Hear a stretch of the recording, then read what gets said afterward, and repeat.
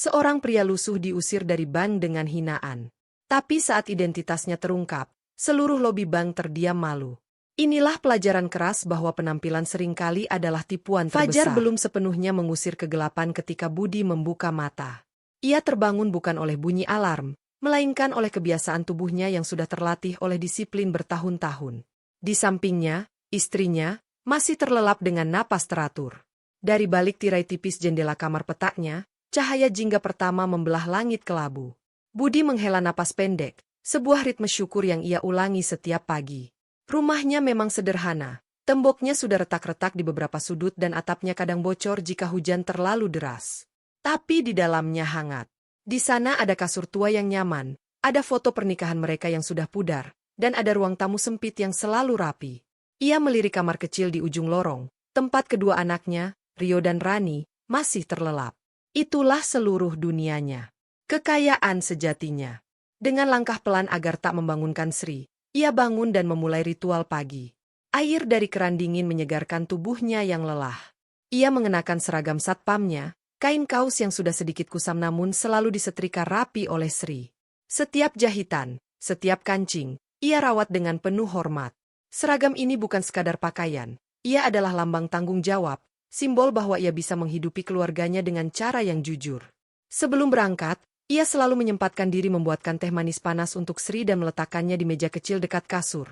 Sebuah ritual cinta yang tak pernah ia lupakan sejak hari pertama mereka menikah. Perjalanan dari pinggiran kota menuju jantung kota adalah sebuah perjalanan panjang yang penuh kesabaran.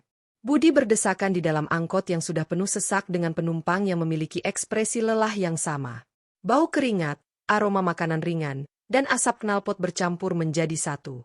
Namun, di tengah hiruk-pikuk itu, Budi justru sering menemukan ketenangan. Ia memandang keluar jendela, menyaksikan kota yang perlahan bangun. Para pedagang kaki lima membuka gerainya, anak-anak berseragam berjalan tergesa, para pekerja lainnya berjalan cepat mengejar waktu. Dalam hati, Budi selalu berbisik, masih banyak yang lebih susah. Saya masih beruntung punya pekerjaan tetap. Renungan syukur ini adalah tamengnya menghadapi panjangnya hari. Sesampainya di Bank Mega Sentosa, gedung berpola megah dengan kaca-kaca tinggi yang memantulkan langit, Budi segera bertransformasi. Ia bukan lagi Budi dari rumah petak, ia adalah Satpam Budi, penjaga keamanan salah satu bank swasta ternama. Namun, transformasi itu tidak mengubah esensinya. Sebelum mengambil pos, ia selalu menyapa Pak Didi, petugas kebersihan yang sudah tua, dengan menepuk bahunya dan menanyakan kabar cucunya. Ia menyunggingkan senyum lebar kepada Mbak Tini, office boy yang membawa dokumen, dan menawarkan bantuan jika beban dokumennya terlalu banyak. Terima kasih, Pak Budi, adalah kalimat yang sering ia dengar sebagai balasan. Bagi sebagian rekan satpamnya, seperti Agus yang lebih muda dan sok tahu, sikap Budi ini dianggap terlalu polos. Tidak seharusnya seorang satpam begitu akrab dengan staf rendahan. Lo tuh harusnya tegas, Bud. Jangan manis-manis gitu, nanti dianggap lemah, ujar Agus suatu kali. Budi hanya tersenyum. Yang penting hati enak, Gus. Kerja juga jadi lebih ringan. Sementara itu, di lantai 2, di balik pintu kaca bertuliskan, manajer operasional, Rudi sudah duduk di depan komputernya. Ruangannya ber-AC dingin, berbau harum pewangi ruangan mahal, dan sangat rapi. Setelan jas abu-abu bermutu tinggi membalut tubuhnya dengan sempurna, dasi bermerek terikat rapi, dan sepatu kulitnya mengilap tanpa noda. Di meja kerjanya terpajang foto dirinya dengan istri dan 2 anaknya yang berseragam sekolah internasional. Latar belakangnya adalah taman bermain megah di luar negeri. Karir Rudi seperti roket. Dari anak muda lulusan perguruan tinggi bergengsi, ia melesat naik jabatan berkat kecerdasan analitisnya yang tajam, ketegasannya yang kadang tanpa kompromi, dan ambisinya yang membara. Baginya, dunia adalah hierarki yang jelas. Kesuksesan terukur dari angka di rekening, merek yang melekat di tubuh, dan pengaruh yang bisa ia dapatkan. Ia memandang ke bawah melalui jendela kaca yang menghadap ke lobi. Matanya yang tajam memindai setiap gerak-gerik di bawah. Ia melihat Budi membantu seorang ibu tua yang kesulitan mendorong pintu. Dalam hatinya, Rudi mendesis. Buang-buang waktu. Tugasnya menjaga keamanan, bukan jadi pesuruh. Baginya, penampilan luar adalah segalanya. Ia secara instan mengklasifikasikan orang. Nasabah dengan jam tangan mewah adalah prioritas, yang datang dengan sandal jepit adalah pengganggu. Staf yang selalu rapi dan berbicara dengan aksen kota besar adalah calon penerus, yang logatnya masih kental, Medok adalah orang yang perlu diawasi. Prinsipnya sederhana dan brutal. Dunia menghargai yang terlihat kuat dan sempurna. Kelembutan, kerendahan hati, adalah sifat bagi mereka yang kalah. Pagi itu berjalan seperti biasanya. Budi dengan sabar memandu seorang nasabah bingung ke mesin antrian, sambil terus tersenyum. Rudi menggeleng melihat seorang petugas pengiriman paket yang pakaiannya berkeringat mendekati konter. Budi, panggilnya dari atas melalui interkom ke radio di bahu Budi. Suaranya dingin dan berisi perintah. Tolong pastikan petugas eksternal tidak berlama-lama di area lobi. Ini mengganggu kenyamanan. Budi menghela napas halus. Siap, Pak Rudi, jawabnya patuh. Ia kemudian menghampiri petugas pengiriman itu dengan nada meminta maaf. Maaf, Mas, kalau urusannya sudah selesai, bisa menunggu di luar? Aturan dari atas. Petugas itu mengangguk pengertian. Budi merasa tidak enak. Tapi apa daya? Perbedaan dua dunia itu sangat nyata saat interaksi singkat terjadi. Ketika Rudi turun ke lobi untuk menjemput seorang klien penting, Budi dengan sigap membukakan pintu kaca tebal. Selamat pagi, Pak Manajer, sapa Budi dengan hormat. Rudi, sambil terus memandang ke arah kliennya yang sudah menunggu di sofa VIP, hanya memberikan anggukan singkat tanpa tatap mata. Seolah Budi adalah bagian dari pintu itu sendiri, sebuah furnitur yang berguna namun tak perlu disapa. Budi sudah terbiasa. Ia tidak tersinggung. Baginya, setiap orang punya caranya sendiri. Mungkin Pak Manajer memang sibuk. Sepanjang pagi, roda rutinitas bank berputar dengan lancar. Mesin antrian berbunyi, printer mencetak dokumen, para teller menghitung uang dengan cekatan, nasabah sibuk dengan gadgetnya masing-masing. Suasana terasa steril, terkendali, dan efisien. Di balik kesibukan itu, Budi terus mengawasi dengan tenang, sementara Rudi di lantai 2 sudah sibuk dengan presentasi grafik pertumbuhan dana pihak ketiga. Semuanya normal. Terlalu normal. Sebuah harmoni palsu yang sebenarnya rapuh, hanya menunggu satu elemen tak terduga untuk mengacaukannya. Sebuah benturan antara dua filosofi hidup yang diwakili oleh Budi yang melihat hati dan Rudi yang hanya melihat kulit. Mereka tidak tahu bahwa tak lama lagi, rutinitas mereka yang rapuh ini akan diuji oleh seorang pria dengan penampilan yang akan memantik segala prasangka dan mengubah semuanya. Matahari semakin tinggi, sinarnya menyilaukan kaca-kaca bank, seolah memberi isyarat bahwa panggung sudah siap, menunggu para pemainnya untuk mulai menunjukkan siapa mereka sebenarnya. Panas terik kota berhasil menembus dinginnya AC yang mengalir deras di dalam lobi Bank Mega Sentosa. Suhu di luar yang membakar membuat sejuknya ruangan bank terasa seperti oasis, menarik lebih banyak orang untuk berlindung sejenak. Lobi pun penuh dengan aktivitas yang berirama cepat namun teratur. Bunyi mesin antrian yang konstan seperti detak jantung ruangan itu, diselingi dengan ketikan keyboard, bisikan percakapan telepon para customer service, dan gemerisik kertas. Para nasabah duduk rapi di deretan kursi kulit hitam, sebagian sibuk dengan ponsel, sebagian lain memandang kosong ke arah layar antrian dengan ekspresi sabar yang dipaksakan. Seorang ibu paruh baya dengan tas belanja besar di pangkuannya mengantuk, kepalanya terkadang terangguk. Dua eksekutif muda dengan kemeja lengan pendek berdiskusi dengan suara rendah, sesekali tertawa kecil. Semuanya berada dalam gelembung nyamannya masing-masing, terlindung dari kekacauan jalanan di balik dinding kaca tebal. Budi berdiri tegak di dekat pintu masuk utama, posnya yang strategis memungkinkannya mengawasi seluruh lobi dan area ATM di koridor sebelah kanan. Tangannya terlipat rapi di belakang punggung, sikap sempurna yang sudah menjadi kebiasaan. Matanya yang teduh namun waspada memindai setiap sudut. Ia melihat Mbak Tini, office bar, berlarian membawa segelas air untuk nasabah, dan ia memberikan senyum kecil padanya. Ia juga memperhatikan Agus, rekannya sesama satpam, yang sedang asyik mengobrol dengan seorang teller cantik di dekat konter, sedikit melalaikan tugas. Budi hanya menggeleng pelan. Setiap orang punya cara, pikirnya. Asal tidak mengganggu keamanan. Tiba-tiba, pintu kaca otomatis itu bersuara, SSHHT, ding, dan terbuka. Biasanya, yang masuk adalah orang-orang dengan pakaian kantor, ibu-ibu dengan tas branded, atau para bapak-bapak dengan kemeja rapi. Namun kali ini, semua mata yang kebetulan melihat ke arah pintu seakan terpaku. Seorang pria melangkah masuk. Dan dengan sekejap, gelembung kenyamanan itu retak. Pria itu, yang nantinya diketahui bernama Pak Karta, tampak seperti potongan dunia lain yang tersasar masuk. Bajunya, yang mungkin dahulu adalah kemeja lengan panjang warna biru tua, kini telah berubah menjadi kain lusuh penuh coretan seperti jelaga, kotoran tanah, dan noda-noda yang tak teridentifikasi. Lengan bajunya digulung tidak rata, memperlihatkan lengan yang kurus dan agak kotor. Celana panjangnya yang berwarna kaki sudah pudar, di beberapa bagian terdapat sobekan kecil, dan ujungnya basah serta belekat lumpur kering. Di kakinya, sandal jepit karet yang sudah tua dan hampir putus di bagian tumit. Rambutnya acak-acakan, diselimuti debu yang membuatnya terlihat abu-abu. Wajahnya tampak letih luar biasa. Ada garis-garis hitam di pelipis dan pipinya seperti bekas asap atau keringat yang diusap dengan tangan kotor. Namun, di balik semua itu, ada sesuatu yang aneh pada matanya.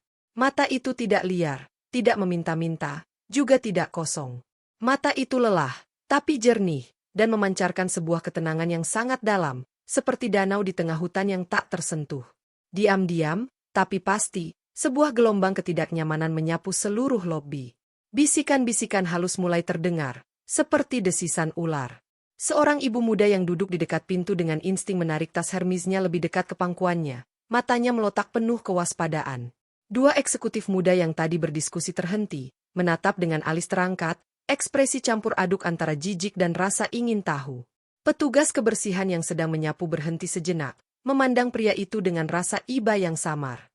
Bahkan Agus yang sedang mengobrol pun terputus. Wajahnya berkerut penuh prasangka.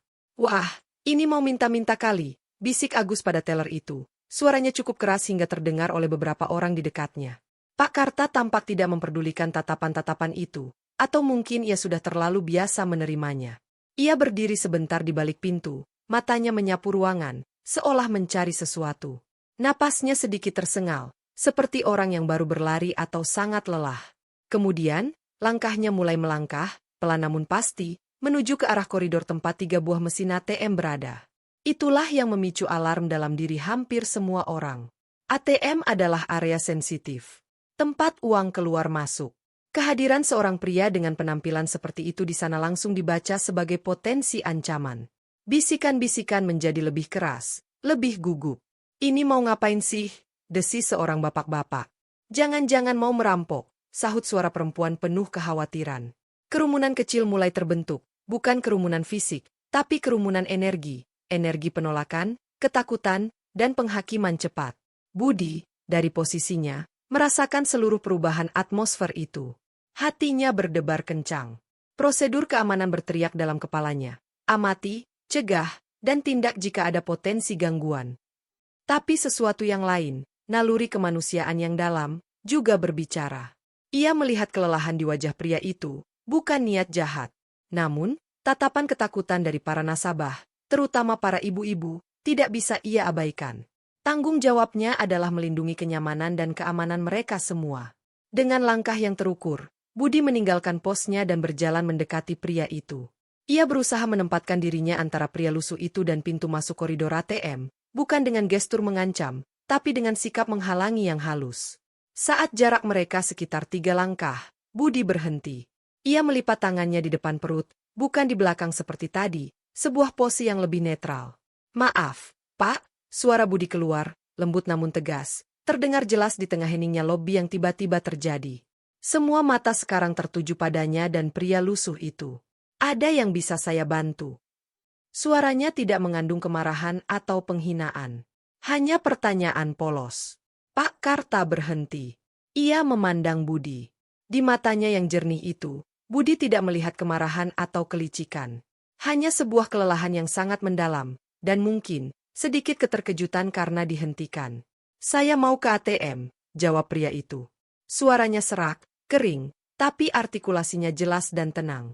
Kalimatnya sederhana, langsung ke inti. Saya punya rekening di sini, tambahnya, seolah membaca pertanyaan berikutnya yang mengambang di udara. Kalimat itu justru memicu gelombang baru bisikan. Seorang wanita parubaya di dekat mereka mendengus pelan, tak percaya. Rekening? Orang seperti itu punya rekening di Mega Sentosa? Ngaco, gumannya. Agus, dari kejauhan, menggeleng-gelengkan kepala, memberi isyarat pada Budi untuk segera mengusir pria itu. Budi berada di persimpangan. Kata-kata pria itu bisa benar, bisa juga bohong. Tapi bagaimana membuktikannya? Meminta kartu ATM-nya? Itu melanggar privasi. Mengusirnya begitu saja hanya berdasarkan penampilan? Itu bertentangan dengan nuraninya. Ia ingat kata-kata Sri, kerjalah dengan jujur dan baik, Bud. Tuhan yang lihat. Ia juga ingat tatapan takut para nasabah. Baik, Pak. Untuk ke area ATM, memang perlu untuk bertransaksi. Apakah Bapak membawa kartunya? Tanya Budi, berusaha tetap profesional namun tidak ofensif. Ia berharap pria itu bisa menunjukkan kartu, sehingga kekhawatiran orang lain bisa mereda. Namun, sebelum Pak Karta sempat menjawab atau mencari-cari, sebuah energi baru, yang penuh dengan amarah dan arogansi, sudah mendekat dengan langkah cepat dari arah tangga utama. Suara sepatu kulit berkualitas menghantam lantai marmer dengan keras, berirama marah. Semua kepala, termasuk Budi dan Pak Karta, menoleh ke arah sumber suara itu. Manajer Rudi berdiri di sana, wajahnya merah padam. Ia baru saja turun dari ruangannya setelah melihat keributan kecil di monitor CCTV. Bagi Rudi, pemandangan ini adalah penghinaan terhadap institusinya. Seorang pria compang-camping di lobi megah banknya, dikerumuni, dan satpamnya hanya berdiri berbicara halus. Ini adalah mimpi buruk bagi Citra, elit, yang selama ini ia bangun dengan susah payah. Panggung untuk sebuah benturan yang tak terelakkan telah sempurna. Di satu sisi, Budi yang bingung berusaha berlaku adil. Di sisi lain, Pak Karta yang lelah namun tenang berusaha mengakses haknya. Di tengah, para nasabah yang menghakimi. Dan kini, datanglah sang wasit yang sudah penuh prasangka, siap memberikan kartu merah berdasarkan penampilan semata. Udara di lobi Bank Mega Sentosa terasa semakin pengap, menebalkan ketegangan yang siap meledak kapan saja. Langkah Rudi menghunjam marmer bagai ketukan palu hakim. Setiap hentakan sepatu kulit Italianya menggema, memotong bisikan-bisikan yang tadinya memenuhi lobi. Wajahnya, yang biasanya terawat dan sedikit pucat karena terlalu lama di ruangan ber-AC, kini memerah padam oleh amarah yang meluap. Dalam pikirannya yang bergolak, pemandangan ini bukan sekadar gangguan. Ini adalah sabotase terhadap kredibilitasnya sebagai manajer, sebuah noda yang harus segera dilenyapkan sebelum rusak image bank di mata klien-klien penting.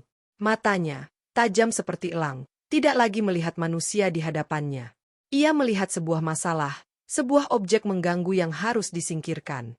Ada apa ini, Budi? Suara Rudi meledak, keras dan penuh otoritas, meskipun pertanyaannya retoris.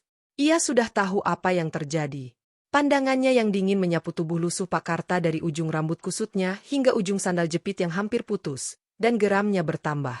Bagaimana mungkin benda? Ya, dalam benak Rudi pria ini hampir seperti benda. Seperti ini bisa dibiarkan masuk, bahkan sampai membuat kerumunan? Budi, yang merasa seperti anak kecil ketakutan, berusaha menjawab dengan suara yang tiba-tiba saja menjadi serak. Ini Pak, beliau mau ke ATM. Saya sedang menanyakan. ATM. Rudi memotong dengan sarkasme yang menusuk. Ia mengambil alih panggung sepenuhnya. Tubuhnya bergerak mendekat, menempatkan diri di antara Budi dan Pak Karta, seolah-olah Budi adalah sekutu yang gagal dan sekarang ia harus turun tangan sendiri. Aromanya, campuran parfum mahal dan aftershave, terasa menusuk di udara yang sudah tegang. Kamu lihat tempat ini? Ia berbicara langsung kepada Pak Karta sekarang. Suaranya dinaikkan agar didengar oleh setiap telinga di lobi yang hening itu. Ini Bank Mega Sentosa. Bukan terminal bus. Bukan pasar malam. Bukan tempat untuk orang seperti kamu menggelandang. Setiap kata seperti cambuk yang mencabik udara. Beberapa nasabah mengerutkan kening, rasa tidak nyaman mulai menggeser rasa takut awal mereka. Ibu muda dengan tas Hermesnya kini memandang Rudi dengan ekspresi jijik yang berbeda, bukan lagi pada pria lusuh itu. Tapi Rudi tidak peduli. Ia tenggelam dalam drama penghukumannya sendiri. Pak Karta hanya menatapnya. Tidak ada api balasan di matanya, tidak ada juga ketakutan. Hanya sebuah kesabaran yang sangat tua dan dalam, seperti batu karang yang dia menerima ombak yang menggila. Ia bahkan tidak mengubah posisi tubuhnya yang sedikit membungkuk karena lelah. Sikap diamnya ini justru membuat Rudi semakin liar. Diam dianggap sebagai pembangkangan. Lihat dirimu, hardik Rudi lagi. Jari telunjuknya menunjuk-nunjuk hampir menyentuh baju kotor Pak Karta. Bau, kotor, lusuh. Kamu pikir siapa dirimu? Kamu mengganggu kenyamanan nasabah-nasabah kami yang bonafit. Orang-orang yang benar-benar punya bisnis dan uang di sini. Kata, bonafit, dan uang, ia tekankan, seolah menegaskan jurang yang tak terbantahkan. Budi merasa tenggorokannya kering. Ia ingin menutup telinga. Ia ingin membela pria tua itu, tapi kakinya terasa membeku. Hierarki di bank ini jelas, dan Rudi adalah raja kecil di lantai ini. Melawan berarti risiko kehilangan pekerjaan, risiko tidak bisa membayar uang sekolah Rio dan Rani. Maka ia hanya bisa menunduk, menghindari tatapan Pak Karta, rasa malu yang membara menyelimuti wajahnya. ATM di sini bukan untuk orang seperti kamu, lanjut Rudi, merendahkan. Ini untuk nasabah. Untuk orang yang jelas identitasnya, jelas transaksinya. Bukan untuk siapa kamu ini? Pengemis? Gelandangan? Mungkin baru keluar dari selokan. Tawanya pendek, sinis, dan ditujukan untuk mengail dukungan dari kerumunan. Namun, kerumunan justru semakin sunyi. Ekspresi mereka berubah. Tatapan yang awalnya curiga pada Pak Karta, kini banyak yang beralih pada Rudi dengan rasa tidak percaya dan jijik. Kekerasan verbal itu terlalu vulgar, terlalu keji. Seorang bapak-bapak tua yang dari tadi duduk tenang mengeluarkan suara mendesah pelan, menggelengkan kepala. Pak Karta menarik napas dalam-dalam. Gerakan kecil itu ditangkap oleh semua orang. Kemudian, dengan tenang yang sama mengherankan, ia mengucapkan kata-kata yang sama untuk kedua kalinya. Suaranya tetap serak, tapi jelas, dan kali ini terdengar seperti sebuah pernyataan yang tegas. Saya hanya ingin ambil uang saya. Kalimat sederhana itu seperti minyak yang ditumpahkan ke api amarah Rudi. Jangan ngelantur, bentaknya. Suaranya nyaris melengking. Wajahnya benar-benar merah, urat lehernya menegang. Ia merasa otoritasnya sedang diuji. Ditantang oleh seorang yang bahkan tidak layak menginjak karpet tebal lobinya. Kamu tidak punya malu? Sudah dikasih tahu baik-baik. Keluar. Sekarang juga.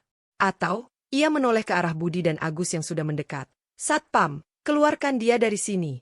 Kalau tidak mau pergi dengan baik, panggil polisi. Katakan ada pengacau di bank. Perintah itu mengguncang Budi. Melihat Agus yang sudah bersiap mendekap, naluri kemanusiaannya akhirnya menang. Ia melangkah sedikit, tidak untuk menangkap, tapi seolah menjadi penghalang halus antara Agus dan Pak Karta. Pak Manajer, mungkin kita dengarkan dulu, ujarnya, berani namun gemetar. Dengar apa?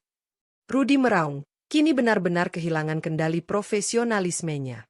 Kamu mau ikut-ikutan jadi orang tidak jelas? Lakukan tugasmu. Atau kamu ikut keluar. Sekarang bukan lagi tentang Pak Karta. Sekarang tentang dominasi.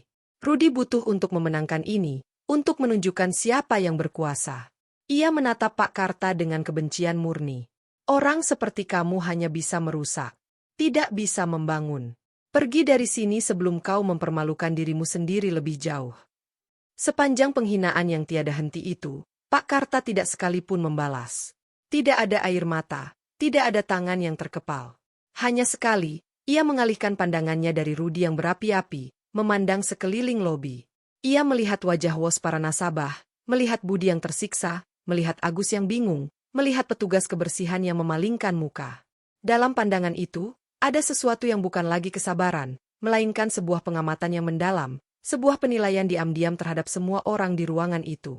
Kemudian, pandangannya kembali pada Rudi. Dan di sudut matanya yang lelah itu, untuk pertama kalinya, muncul sesuatu yang mirip dengan belas kasihan. Sebuah belas kasihan yang dalam dan menyedihkan, ditujukan pada seorang manajer berpakaian necis yang sedang terhanyut dalam lautan arogansinya sendiri. Belas kasihan itulah yang mungkin paling menghancurkan, seandainya Rudi cukup tenang untuk melihatnya. Tapi ia tidak. Ia hanya melihat diam, dan menganggapnya sebagai kekalahan. Sebuah kemenangan kecil yang terasa pahit. Udara di lobi Ban Mega Sentosa terasa seperti bisa dipotong dengan pisau. Panggung penghinaan telah mencapai puncaknya. Dan semua orang, termasuk si penghina, tidak siap untuk apa yang akan terjadi selanjutnya. Mereka tidak tahu bahwa dalam hitungan detik, seluruh narasi yang telah dibangun Rudi dengan susah payah akan berbalik arah secara spektakuler, dan kata-kata pedasnya akan berubah menjadi bumerang yang menghantamnya dengan kekuatan yang jauh lebih dahsyat. Kemenangan Rudi terasa hampa, terperangkap dalam keheningan mematikan yang ia ciptakan sendiri. Suara bentakannya yang terakhir masih bergema di langit-langit tinggi lobi, seolah menjadi arwah kemarahan yang enggan pergi. Ia berdiri tegak, dadanya naik turun, memandang dengan tatapan menantang pada sosok yang dianggapnya sudah takluk. Tapi ketaklukan itu tidak terasa manis. Pak Karta hanya diam, dan diamnya itu seperti jurang yang menelan semua teriakan Rudi tanpa meninggalkan gema. Mata tua yang lelah itu masih memandangnya, dan di dalamnya Rudi tiba-tiba menangkap sesuatu yang membuat dadanya sesak. Bukan ketakutan, bukan kemarahan, tapi semacam pengamatan yang dalam, seperti seorang ilmuwan yang mempelajari spesimen aneh. Belas kasihan tadi telah menguap, berganti dengan sesuatu yang lebih netral, lebih menghakimi. Kerumunan pun tidak memberi tepuk tangan. Mereka membeku dalam diam yang canggung. Banyak wajah yang tertunduk, malu menyaksikan sesuatu yang terlalu personal, terlalu keji. Beberapa memandang Rudy dengan ekspresi jijik yang terbuka sekarang. Seorang ibu paruh baya menggeleng pelan, berbisik pada suaminya, keterlaluan orang itu. Suaminya mengangguk, memandang Rudy dengan cemooh. Kemenangan Rudy ternyata adalah kekalahan moral di mata umum. Budi merasa ingin menghilang. Rasa malu membakar pipinya. Ia berdiri di tengah-tengah, terkoyak antara perintah atasan dan suara hati. Ia melihat Agus yang masih ragu, tangan setengah terangkat seolah ingin memegang lengan Pak Karta, tetapi terhenti oleh aura aneh yang memancar dari pria tua itu. Aura yang tidak melawan, tetapi juga tidak bisa diusir begitu saja. Dan dalam keheningan yang paling pekat, saat semua orang seperti terperangkap dalam tableo vivant yang memalukan itu, sebuah gerakan kecil terjadi dari arah counter teller di belakang. Seorang wanita muda berkacamata tipis, dengan wajah pucat dan mata membelalak, menerobos barisan staf bank yang juga ikut menyaksikan dengan mulut menganga. Dia adalah Ani, karyawan baru bagian administrasi kredit, yang biasanya menghabiskan hari-harinya di balik tumpukan dokumen dan layar komputer. Wajahnya, yang biasanya kalem, kini dipenuhi oleh sebuah panik yang mendalam, dicampur dengan rasa takut yang nyaris histeris. Dia berlari kecil, hampir tersandung di karpet tebal, dan tanpa basa-basi langsung mendekati Rudy yang masih berdiri dengan pose pemenang. "Pak Rudy, Pak Manager," bisiknya, suaranya parau dan gemetar. Nyaris tak terdengar. Tangannya yang dingin mencengkeram lengan jas Rudy dengan kuat, sebuah tindakan yang sangat tidak lazim dan penuh keputusasaan. Rudy, yang masih terpaku pada Pak Karta, terkejut oleh sentuhan itu. Ia memalingkan wajahnya dengan gerakan kasar, ekspresi kesal karena diinterupsi. "Apa?" desisnya, suara masih penuh sisa amarah. Ani menariknya sedikit menjauh, meski hanya selangkah, dan mendekatkan mulutnya ke telinga Rudy. Napasnya pendek-pendek. Itu. Dia gagap, matanya melirik penuh hormat. Ya, hormat yang tak terbantahkan, ke arah Pak Karta, lalu kembali ke Rudy. "Itu Bapak Kartawijaya, Pak." Rudy mengerutkan kening, otaknya yang masih dipenuhi adrenalin kesombongan tidak langsung menangkap. "Siapa? Apa urusannya?" Dia ganggu keamanan. "Ani," jawabnya dengan nada masih tinggi, tetapi sudah ada celah keraguan. Nama itu terasa samar-samar, menggelitik ingatannya yang jauh di balik urusan rutin. Ani menggigit bibir, matanya melotak seolah ingin menyampaikan pesan penting melalui tatapan. Dia menarik napas dalam-dalam, memaksakan kata-kata itu keluar dengan jelas, meski masih berupa bisikan yang terburu-buru. "Bapak Kartawijaya, beliau adalah pemegang saham utama dan founder dari PT Arta Kencana Gemilang." "Pak." Rudy berdiri diam. PT Arta Kencana Gemilang. Nama itu seperti petir di siang bolong. Perusahaan konglomerat di bidang properti dan infrastruktur yang asetnya legendaris. Mitra utama bank untuk proyek-proyek pembiayaan besar. Klien yang dananya mengendap di bank ini mencapai angka yang ia tahu pasti. Angka dengan banyak nol yang bisa membuat jantungnya berdebar. Wajahnya mulai kehilangan warna merahnya, berganti menjadi pucat susu. Tapi Ani belum selesai. Tangannya mencengkeram lebih kuat, seolah menahan Rudy yang tiba-tiba limbung. Dan itu bukan semua. Pak, beliau juga donor tetap dan ketua dari Yayasan Bina Sejahtera, yayasan yang program CSR-nya kita handle, yang sumbangan per kuartalnya saja. Ani tidak perlu menyelesaikan kalimatnya. Rudy tahu persis. Yayasan Bina Sejahtera adalah mitra filantropi paling prestisius bagi bank. Program beasiswanya, bantuan bencana, dan pembangunan fasilitas umum selalu menjadi bahan promosi megah di annual report. Rudy sendiri yang pernah mempresentasikan kerjasama itu di depan direksi. Dan donor tetap terbesarnya adalah seorang pria yang konon sangat rendah hati dan sulit ditemui. Semua informasi itu menghantam Rudy seperti truk kontainer. Kakinya terasa lemas, lututnya bergetar nyaris tak terkendali. Darah seakan mengalir deras meninggalkan kepalanya, membuat telinganya berdengung dan penglihatannya berkunang-kunang. Ia perlahan memutar kepalanya, sangat pelan, seperti orang yang takut melihat hantu. Matanya yang tadi penuh kebencian dan penghinaan, kini terbuka lebar, dipenuhi oleh sebuah kengerian yang begitu murni, begitu dalam, sehingga wajahnya menjadi sebuah topeng kepanikan yang sempurna. Ia memandang Pak Karta. Bukan lagi pria lusuh berbau asap dan lumpur. Ia melihat Bapak Kartawijaya, pemilik saham utama, founder perusahaan raksasa. donor dan filantropis terkemuka. Seseorang yang kekayaan dan pengaruhnya mungkin 100.000 kali lipat dari dirinya. Seseorang yang bisa dengan satu telepon membuat karirnya yang ia bangun dengan susah payah hancur berantakan. Seseorang yang baru saja ia hina, ia rendahkan, ia usir seperti sampah di depan ratusan orang. Tidak. Gumannya keluar dari bibirnya yang tiba-tiba kering kerontang. Hanya satu kata itu yang bisa ia ucapkan. Tidak. Suaranya yang tadi menggema penuh wibawa, kini luluh lantak menjadi desisan ketakutan yang memilukan. Diam yang menyelimuti lobi bukan lagi diam canggung. Sekarang adalah diam yang mengandung ledakan informasi yang baru saja menyebar. Bisikan Ani, meski tak terdengar jelas, dan transformasi dramatis pada wajah dan tubuh Rudy yang tiba-tiba layu, adalah pesan yang lebih jelas dari teriakan apapun. Seperti gelombang kejut, pemahaman itu merambat dari orang ke orang. Para staf bank yang mengenal Ani dan melihat ekspresi Rudy mulai saling pandang, mata mereka berbinar bertanya-tanya, lalu tertuju pada Pak Karta dengan pandangan baru yang campur aduk, rasa bersalah, rasa ingin tahu, dan rasa takut. Para nasabah, meski tidak tahu detailnya, bisa membaca bahasa tubuh dengan sempurna. Mereka melihat sang manajer yang sombong tadi berubah menjadi patung pucat yang ketakutan. Mereka melihat satpam-satpam yang kaku. Mereka melihat pria lusuh itu tetap dengan ketenangannya yang misterius. Seorang bapak-bapak yang tadi ikut mencemooh, perlahan mengeluarkan suara. Astaga, jangan-jangan. Seorang teller senior yang sudah lama bekerja, matanya membesar. Arta Kencana, itu kan. Bisiknya pada rekan di sebelahnya, dan rekannya itu memukul mulutnya dengan tangan. Budi, yang berdiri paling dekat, tidak menangkap semua nama itu dengan jelas. Tapi ia melihat dan merasakan perubahannya. Ia melihat tubuh Rudy seperti kehilangan tulang. Ia melihat wajah atasannya yang berkerut oleh kepanikan yang nyaris membuatnya iba. Dan ia melihat, untuk pertama kalinya, sebuah senyuman samar, sangat halus, hampir tak terlihat, melintas di bibir Pak Karta. Bukan senyum kemenangan atau balas dendam, tapi senyum kecil yang penuh makna, seperti orang yang sudah tahu akhir cerita ini sejak awal. Dalam sekejap, seluruh realitas di lobi Bank Mega Sentosa terbalik. Penindas menjadi yang tertindas oleh rasa takutnya sendiri. Yang dihakimi diam-diam menjadi hakim yang paling tinggi. Dan semua orang yang menjadi saksi, termasuk Budi, merasa tanah di bawah kaki mereka seakan bergeser. Mereka baru saja menjadi bagian dari sebuah drama di mana penampilan telah menipu mereka semua, dan kebenaran yang terungkap tidak hanya memalukan satu orang, tetapi membuat semua orang yang ikut menghakimi, dengan pikiran atau pandangan, merasa harus mengevaluasi diri.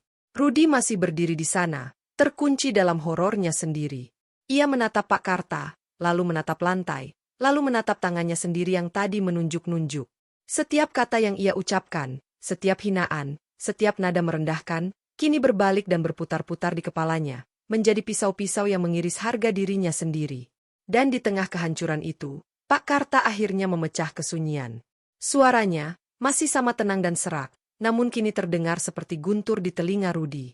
Manajer, ucap Pak Karta, dengan nada datar. Boleh saya ke ATM sekarang?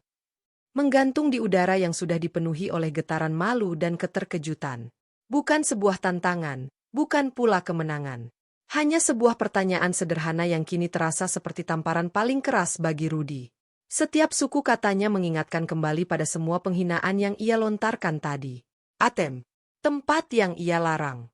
Tempat yang ia anggap terlalu suci untuk diinjak orang seperti ini. Rudy tersentak hebat. Tubuhnya yang tadi kaku seperti patung garam, kini bergetar nyaris tak terkendali. Gerakannya menjadi kikuk, seperti robot yang salah program. Dengan sebuah upaya yang jelas terlihat sangat menyakitkan, ia menunduk. Bukan anggukan biasa. Ia membungkukkan badan hingga hampir membentuk sudut 90 derajat, postur permohonan maaf yang paling rendah dan paling dalam budaya mereka. Rambut yang tadi rapi tersisir kini jatuh menutupi sebagian wajahnya yang pucat membiru. Maafkan saya, Bapak, suaranya keluar, parau, gemetar, dan basah oleh air mata yang berusaha ditahannya. Ia tidak berani menatap mata Pak Karta. Ia menatap sepatu kulitnya yang mengilap, yang tadi merasa begitu tinggi, kini terasa seperti menyatu dengan lantai kotor yang ia pandang rendah. Saya benar-benar tidak tahu. Saya, orang bodoh. Tolong maafkan saya, Bapak. Setiap kata tercekat, tertahan oleh isakan yang nyaris meledak. Rasa takut akan kehilangan karir, kehilangan muka, dan lebih dari itu, Rasa ngeri telah menyadari betapa picik dan jahatnya dirinya sendiri. Semua bercampur menjadi satu dan menghancurkan pertahanan dirinya sepenuhnya. Ia adalah seorang manajer yang berhasil, tetapi pada detik ini, ia hanyalah anak kecil yang ketakutan yang baru saja menyadari ia telah membakar rumahnya sendiri. Budi, yang menyaksikan transformasi dramatis ini, merasa perutnya mual. Ada sisi manusiawinya yang merasa iba melihat Rudy hancur seperti ini. Namun, ada juga sisi lain yang mengingatkan pada kata-kata pedas, pada teriakan, pada penghinaan yang tadi dilayangkan tanpa ampun. Tanpa perlu disuruh, dengan naluri kemanusiaan yang lebih kuat dari hierarki jabatan, Budi melangkah. Ia tidak lagi melihat ke arah Rudy. Fokusnya sekarang hanya pada Pak Karta. Dengan gerakan halus, ia membuka jalan menuju koridor ATM. Tubuhnya sedikit membungkuk dalam sikap hormat yang tulus, bukan karena status, tapi karena pengakuan atas ketidakadilan yang telah terjadi. "Silakan, Pak," ucap Budi. Suaranya lembut namun jelas di tengah sunyi yang menyiksa. "Maaf atas ketidaknyamanannya." Kata, "maaf," dari Budi terasa tulus, berasal dari hati seorang yang ikut merasa bersalah telah menjadi bagian dari sistem yang membiarkan penghinaan itu terjadi. Pak Karta mengangguk pelan pada Budi. Di dalam anggukan itu, Budi merasa ada sebuah pengakuan, sebuah terima kasih yang tidak terucap. Lalu, dengan langkah yang sama pelan dan lelah tadi, Pak Karta berjalan. Ia melewati Rudy yang masih membungkuk, tanpa menyentuhnya, tanpa mengucapkan sepatah kata pun. Kehadirannya yang melewati Rudy bagaikan angin yang menerpa rumputan. Rudy terguncang lebih hebat, tubuhnya bergetar hebat menahan isakan. Proses di ATM tidak lama. Pak Karta mengeluarkan sebuah kartu dari saku celananya yang kusut. Kartu itu bukan kartu ATM biasa, warnanya platinum, dengan logo bank yang sama namun dengan desain khusus yang hanya dimiliki oleh nasabah prioritas dengan simpanan sangat besar. Beberapa staf yang melihat dari kejauhan saling pandang, menguatkan firasat mereka. Suara mesin ATM berdetak, uang keluar, dan Pak Karta memasukkan setumpuk uang kertas ke dalam sebuah kantong kertas sederhana yang juga ia keluarkan dari saku. Setelah selesai, ia berbalik. Rudy masih di posisi yang sama, seolah takut untuk bergerak sebelum diperintahkan. Kerumunan belum sepenuhnya bubar. Mereka, seperti terhipnotis, menunggu kelanjutan dari drama ini. Mereka butuh penjelasan. Mereka butuh makna. Pak Karta menghampiri Rudy yang membungkuk. Ia berdiri di hadapannya selama beberapa saat yang terasa lama, memandang punggung jas necis yang kini terlihat begitu rapuh. Kemudian, suaranya yang tenang terdengar lagi, kali ini tidak hanya untuk Rudy, tetapi untuk semua orang yang hadir di lobi, seolah ia memahami bahwa mereka semua perlu mendengar ini. "Bangun, nak," katanya. Kata, "nak," itu terdengar aneh keluar dari mulutnya, ditujukan pada seorang manajer berusia 40-an. Tapi diucapkan dengan kelembutan seorang kakek, sebuah belas kasihan yang jauh lebih dewasa daripada amarah. Rudy, dengan gemetar, perlahan-lahan meluruskan badannya. Matanya bengkak, merah, masih tak berani melakukan kontak mata. Ia menatap dasinya sendiri. "Manajer," lanjut Pak Karta, memandang sekeliling. Suaranya, meski lelah, memiliki daya jangkau yang kuat. "Saya datang seperti ini," ia mengangkat tangannya sedikit, memperlihatkan bajunya yang kotor, "karena saya baru langsung dari lokasi kebakaran di Kampung Rawa Bambu semalam. Sejak kemarin sore sampai subuh tadi, saya di sana." Ia berhenti sejenak, membiarkan informasi itu meresap. Gambaran Kampung Rawa Bambu, permukiman padat dan kumuh di bantaran sungai yang sering kebakaran, muncul di benak semua orang. "Kami membantu evakuasi warga, mengangkat barang-barang mereka yang masih bisa diselamatkan dari puing, mendampingi ibu-ibu dan anak-anak yang ketakutan di posko darurat." Suaranya datar, tidak berusaha membangkitkan simpati. Ia hanya menceritakan fakta. "Saya kotor karena saya memilih untuk turun langsung ke lumpur dan air untuk membantu. Saya bau asap karena saya berdiri berjam-jam dekat kobaran api, memastikan semua orang keluar. Saya lelah karena baru bisa meninggalkan lokasi tadi pagi, setelah memastikan logistik makanan dan obat-obatan darurat datang." Setiap kalimat adalah pukulan telak bagi Rudy, dan bagi siapapun yang tadi berprasangka.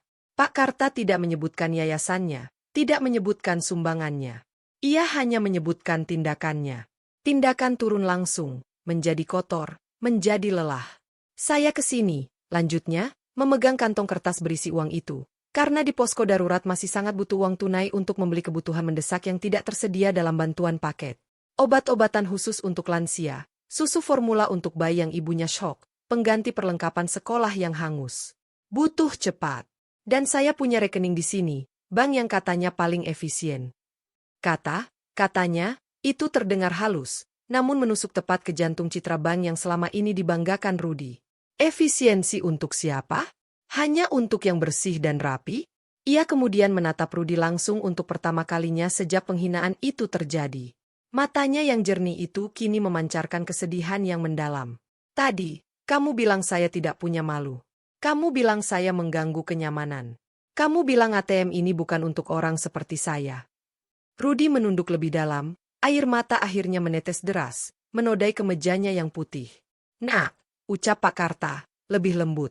Rasa malu itu seharusnya untuk mereka yang bisa membantu tapi memilih acuh. Untuk mereka yang diberi kelebihan tapi hanya memandang ke bawah dengan hina. Bukan untuk mereka yang, meski berdebu dan bau asap, tangannya kotor karena mengangkat sesama. Dia berhenti, memandang sekeliling sekali lagi. Suasana di lobi sangat hening. Beberapa orang, terutama para ibu, telah mengusap air mata di sudut mata mereka. Budi berdiri tegak, dadanya terasa penuh oleh sebuah pelajaran yang lebih berharga dari apapun. Uang di rekening saya banyak, nak, kata Pak Karta, akhirnya. Tapi uang itu tidak akan ada artinya jika hanya diam. Dia baru berarti ketika bisa meringankan beban orang lain. Penampilan saya hari ini mungkin tidak pantas untuk bank megah ini. Tapi saya rasa, lebih tidak pantas lagi sebuah hati yang megah, tapi kosong dari belas kasihan. Ia tidak menunggu jawaban. Tidak membutuhkan permohonan maaf lagi. Dengan anggukan terakhir pada Budi, dan satu pandangan terakhir pada lobi yang telah menjadi saksi bisu sebuah pelajaran mahal, Pak Karta berbalik dan berjalan perlahan menuju pintu keluar. Langkahnya tetap lelah, tapi kali ini, tidak ada satupun orang yang memandangnya dengan curiga atau jijik. Mereka memandangnya dengan rasa hormat yang dalam, dengan rasa malu yang membara, dan dengan sebuah pemahaman baru yang pahit namun perlu. Pintu kaca otomatis terbuka. SSHHT. Ding. Sinaran matahari siang yang terik menyilaukan, menerpa tubuhnya yang lusuh sebelum ia menghilang di baliknya. Di dalam lobi, Rudy akhirnya roboh. Ia duduk terduduk di lantai marmer yang dingin, menutupi wajahnya dengan kedua tangan, dan tubuhnya diguncang oleh isak tangis yang menyayat hati. Tangisan seorang manusia yang baru saja melihat bayangannya yang sesungguhnya, dan sangat takut dengan apa yang ia lihat.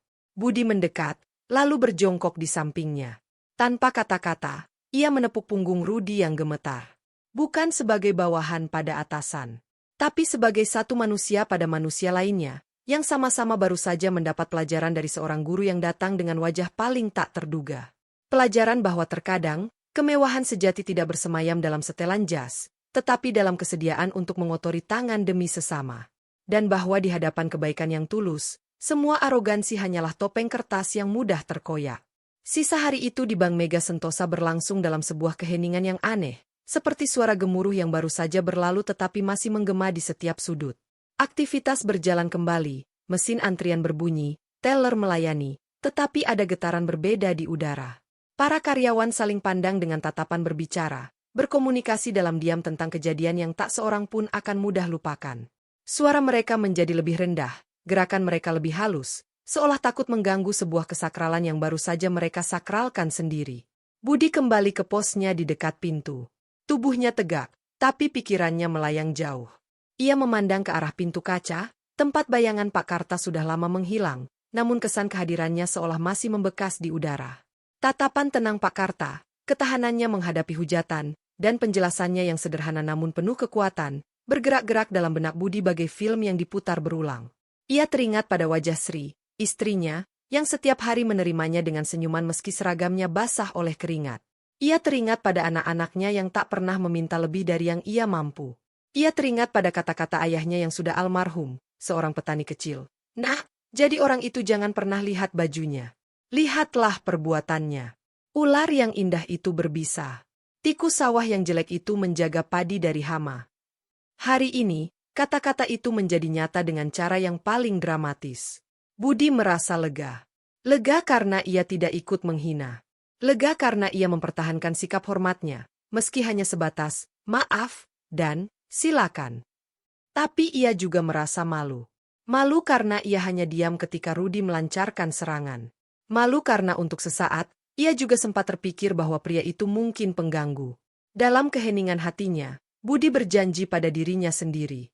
Ia mungkin hanya seorang satpam kecil, tapi ia bisa menjadi manusia yang lebih besar. Ia akan lebih berani mendengar suara hatinya. Ia akan seperti Pak Karta, yang memilih tangan kotor daripada hati yang dingin. Saat Agus mendekatinya dengan wajah masih berkerut penuh penasaran, Budi hanya berkata, "Gus, hari ini kita belajar. Jangan nilai orang dari sandalnya." Sementara itu, di ruangannya yang mewah di lantai 2, Rudi telah mengunci diri. Ia membatalkan semua janji, meminta asistennya menyelesaikan segala urusan. Ia duduk di belakang meja kerjanya yang besar, tapi ia tidak melihat grafik saham atau laporan keuangan. Ia melihat pantulan dirinya di kaca jendela yang menghadap ke kota. Pantulan itu menunjukkan seorang pria dengan setelan jas mahal, dasi bermerek, tapi wajahnya hancur, mata bengkak, dan ekspresinya kosong. Ia tidak lagi melihat seorang manajer sukses. Ia melihat seorang pengecut. Seorang penipu. Pikirannya dipenuhi oleh rekaman ulang setiap detik dari insiden itu. Kata-katanya sendiri bergema di kepalanya, lebih keras dan lebih keji dari kenyataannya. "Kamu pikir siapa dirimu? Bau, kotor, lusuh. ATM di sini bukan untuk orang seperti kamu." Setiap kata adalah paku yang ia pukul sendiri ke peti mati harga dirinya. Tapi yang lebih menyakitkan daripada kata-katanya adalah ingatan akan sikap Pak Karta. Keteguhan, kesabaran, dan akhirnya, belas kasihan dalam tatapannya. Rudi lebih bisa menerima kemarahan, balas dendam, atau penghinaan balik. Tapi belas kasihan? Itu adalah pengakuan bahwa dirinya begitu rendah, begitu hina, sehingga yang pantas ia dapatkan bukanlah hukuman, tapi kasihan. Dan penjelasan Pak Karta tentang kebakaran. Itu menghancurkannya sepenuhnya. Sementara ia sibuk memoles penampilan dan memandang rendah orang lain, ada orang seperti Pak Karta yang justru dengan sengaja mengotori diri untuk membantu sesama. Nilai-nilai apa yang selama ini ia pegang? Ia telah mengagungkan kulit dan melupakan isi. Ia telah menyembah simbol dan mengabaikan substansi. Ia teringat pada masa kecilnya. Dulu, keluarganya juga sederhana. Ibunya seorang penjahit, ayahnya pegawai rendahan. Mereka berjuang keras menyekolahkannya hingga ke perguruan tinggi bergengsi. Namun, setelah ia meraih kesuksesan, ia justru malu dengan latar belakangnya. Ia menjauhkan diri, membangun persona baru yang elit dan berkelas. Ia memandang rendah orang-orang seperti orang tuanya dulu. Dan hari ini, karma datang dengan wajah yang paling tak terduga. Seorang miliuner yang memilih untuk tampil seperti orang paling melarat, sekadar untuk mengingatkannya pada asal-usulnya yang telah ia ingkari. Rudi menangis lagi. Tangisan yang sunyi, penuh penyesalan yang dalam. Ia menelpon istrinya, suaranya tercekat. Aku membuat kesalahan yang sangat besar hari ini, bisiknya. Ia tidak menjelaskan detail, tapi intonasinya yang hancur membuat istrinya, seorang wanita yang baik, hanya berkata, "Pulanglah, Ruth. Kita bicara." Pulang ke apartemen mewahnya, Rudi tidak lagi merasa nyaman. Setiap kemewahan yang ia lihat, lukisan mahal, perabot impor, karpet Persia, terasa seperti tuduhan baginya. Ini semua dibeli dengan apa? Dengan gaji besar yang ia dapatkan dengan menginjak-injak harga diri orang lain? Dengan keangkuhan yang hari ini terbukti rapuh? Ia duduk di balkon, memandang lampu-lampu kota. Biasanya, pemandangan ini membuatnya merasa seperti raja. Malam ini, ia merasa seperti pesakitan. Di sudut lain kota, di rumah petaknya yang sederhana, Budi sedang bercerita pada Sri saat mereka makan malam sederhana. Rio dan Rani sudah tidur. "Jadi, orang itu ternyata orang penting sekali, ya?" tanya Sri, matanya berbinar. "Iya, tapi bukan itu poinnya, Sri," jawab Budi, mengunyah dengan tenang.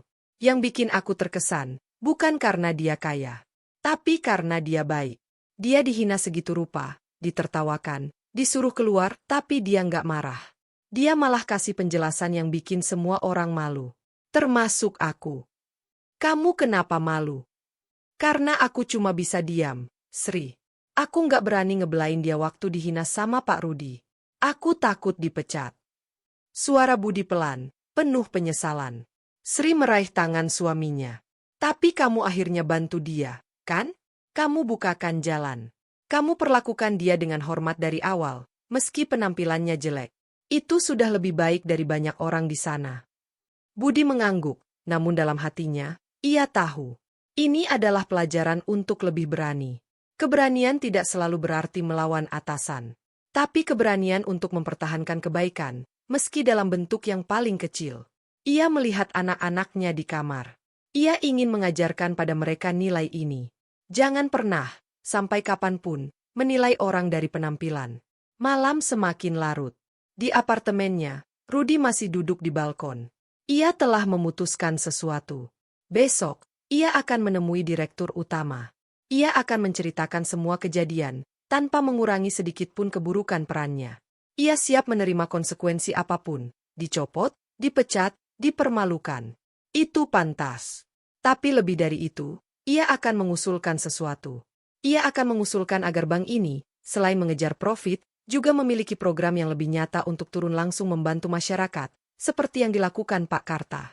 Bukan sekadar CSR di atas kertas. Ia perlu membersihkan tangannya yang selama ini hanya memegang mouse dan menandatangani cek. Ia perlu mengotori tangannya dengan sesuatu yang berarti. Pada saat yang sama, di tempat tidurnya yang sederhana, Budi juga berdoa. Ia berterima kasih pada Tuhan atas pelajaran hari ini. Ia berdoa agar Pak Karta diberikan kesehatan. Ia juga berdoa untuk Pak Rudy, agar mendapatkan kedamaian dan kesadaran. Bukan musuh, tapi saudara yang lagi tersesat, begitu pikirnya. Dua manusia yang hidup dalam dunia yang berbeda, dipisahkan oleh hierarki, gaji, dan gaya hidup, pada malam itu disatukan oleh sebuah pelajaran yang sama. Sebuah pelajaran yang mahal, yang diajarkan oleh seorang pria lusuh di lobi bank. Budi belajar untuk lebih percaya pada nuraninya. Rudy belajar untuk meruntuhkan menara gading egonya. Dan keduanya memahami bahwa menjadi manusia seutuhnya bukan tentang apa yang melekat di tubuh, tetapi tentang apa yang mengalir dari hati. Malam itu, sebuah transformasi diam-diam mulai terjadi, dimulai dari pengakuan akan kesalahan dan kerendahan hati untuk berubah.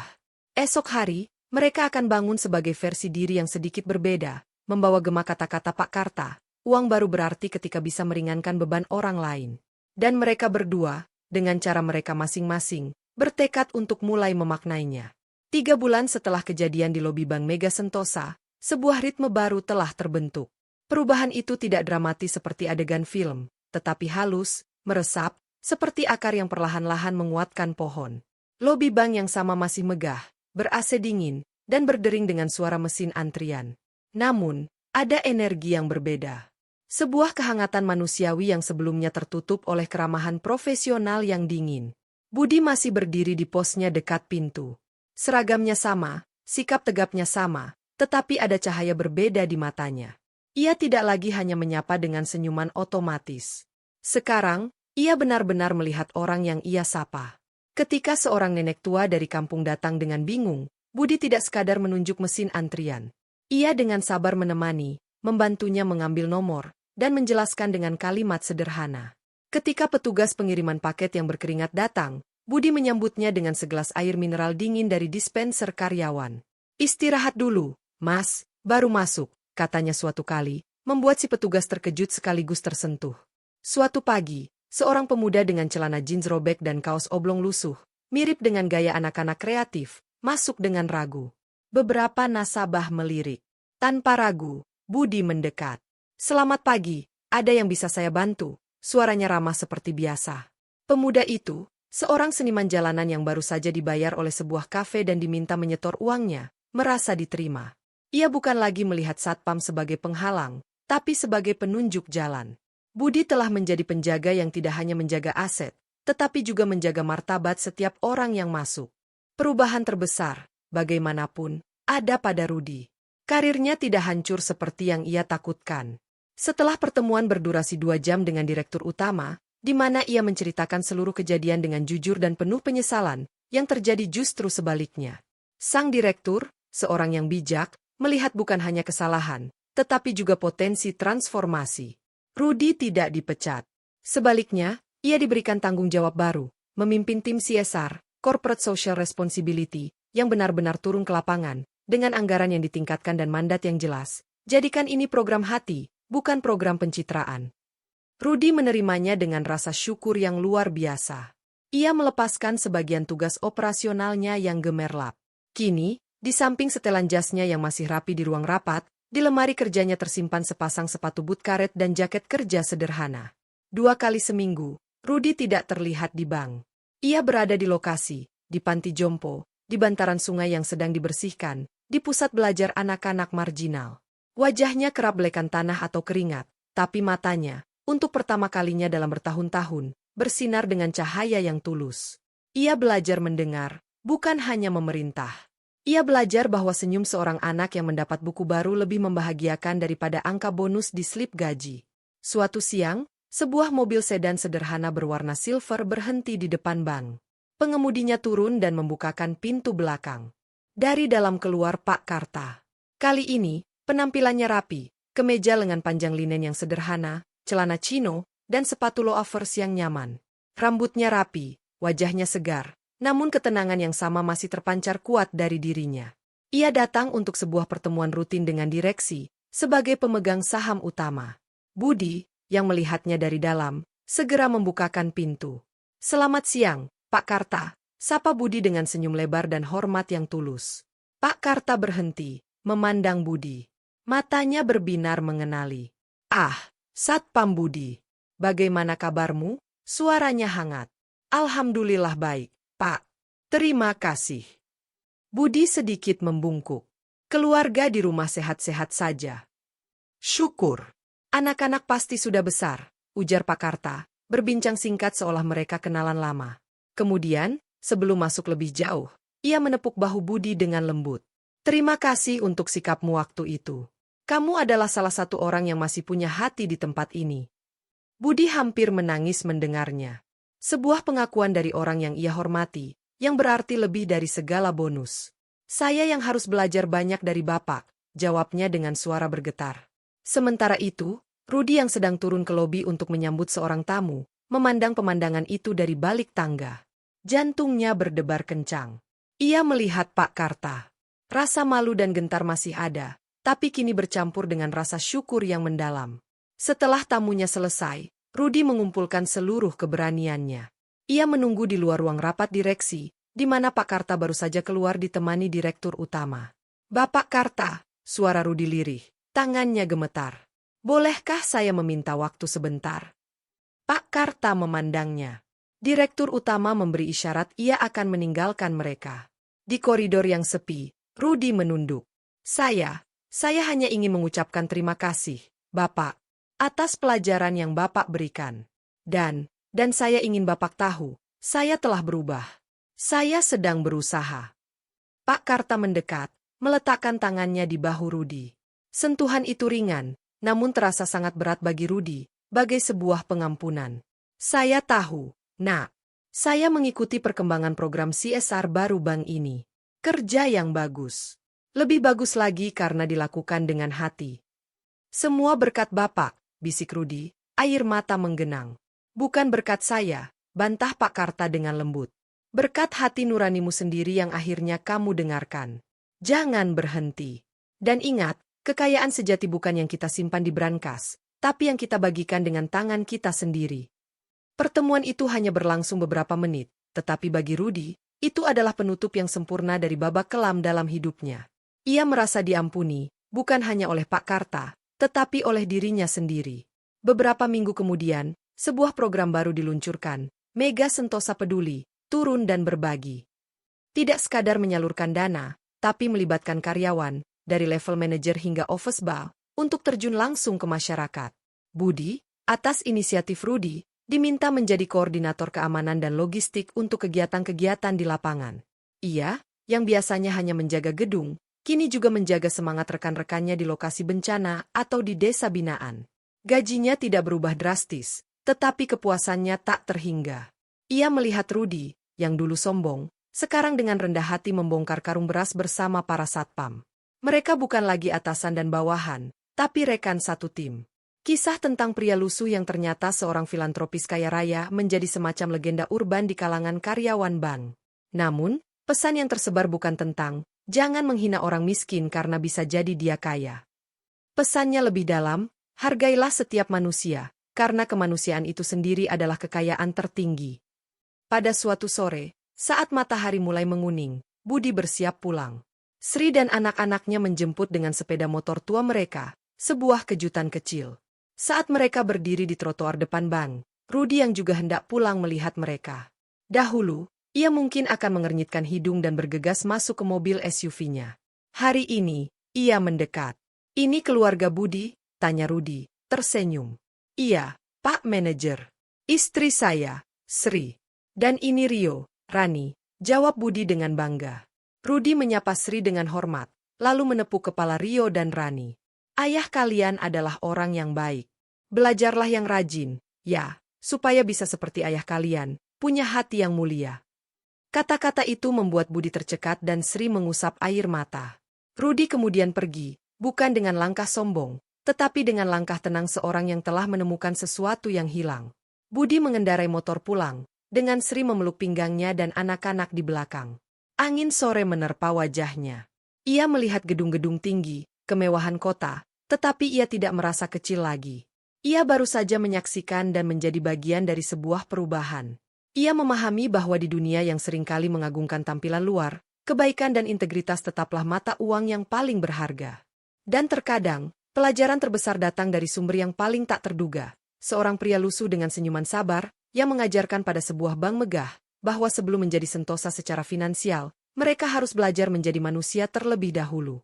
Dan pelajaran itu, sekarang telah tertanam, berdenyut pelan di antara dinginnya marmer dan gemerisik uang kertas, sebagai warisan yang tak ternilai.